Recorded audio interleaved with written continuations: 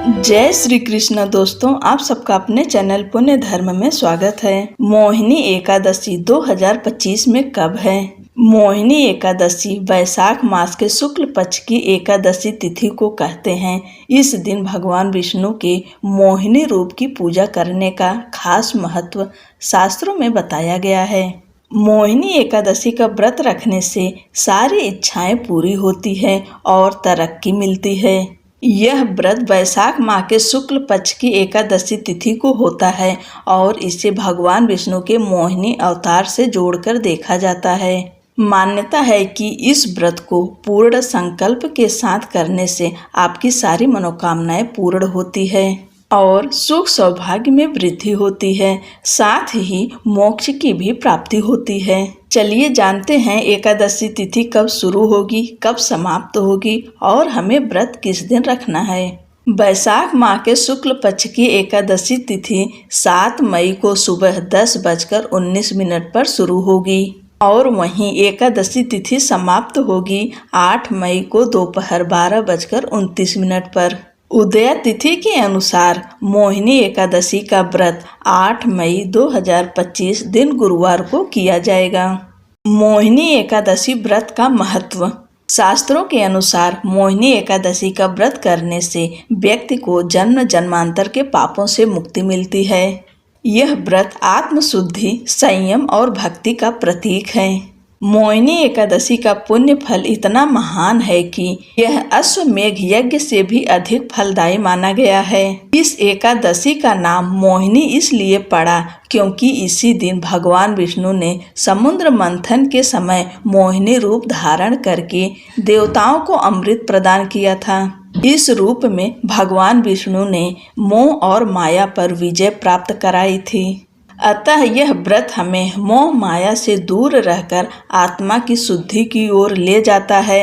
इस दिन व्रत रखने से घर में सुख समृद्धि, वैभव, सौभाग्य और धन की वृद्धि होती है।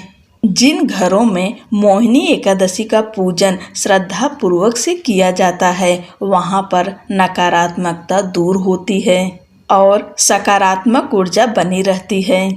पूजा विधि। इस दिन सुबह जल्दी उठ जाएं, ब्रह्म मुहूर्त में उठ जाएं और घर की साफ सफाई करने के बाद में स्नान करें। नहाने के पानी में गंगा जल मिलाकर स्नान करें। उसके बाद स्वच्छ शुद्ध वस्त्र धारण करें। इस दिन पीला वस्त्र पहनना चाहिए। इसके बाद भगवान सूर्य देव को अर्घ्य दें। फिर आप अपने घर के मंदिर में आएं और वहां धूप दीप प्रज्वलित करें। इसके बाद व्रत का संकल्प लें क्योंकि बिना संकल्प का कोई व्रत पूर्ण नहीं होता। अगर भगवान विष्णु की मूर्ति है तो उन्हें पंचामृत से स्नान कराएं या फिर लड्डू गोपाल हों या शालिग्राम भगवान हों, उन्हें पंचामृत से स्नान कराएं और पीले रंग का वस्त्र धारण कराएं। इसके बाद चंदन, अक्षत, फल, फूल, तुलसी दल और नैवेद्य अर्पित करें। इसके बाद भगवान विष्णु को पीला चंदन और अष्टगंध चंदन लगाएं। माता लक्ष्मी को रोली, कुमकुम, सिंदूर लगाएं। इसके बाद फल, फूल, मिष्ठान आदि का भोग लगाएं। तुलसी दल ना भूलें क्योंकि बिना तुलसी दल के भगवान भोग स्वीकार नहीं करेंगे, इसलिए हर भोग प्रसाद में तुलसी दल जरूर डालें। ध्यान रखें, इस दिन चावल का उपयोग नहीं होता है। अक्षत के रूप में आप तिल अर्पित करेंगे और फिर मोहिनी एकादशी व्रत कथा का श्रवण करें। इससे व्रत पूर्ण माना जाता है। इस दिन विष्णु चालीसा, ओम नमो भगवते वासुदेवाय नमः मंत्र का जाप कर सकते हैं। दिन भर भगवान विष्णु का नाम स्मरण, भजन, कीर्तन व उपवास करें। रात्रि में जागरण करना अत्यंत पुण्यकारी माना गया है। हो सके तो भगवान विष्णु का स्मरण करते हुए रात बिताएं।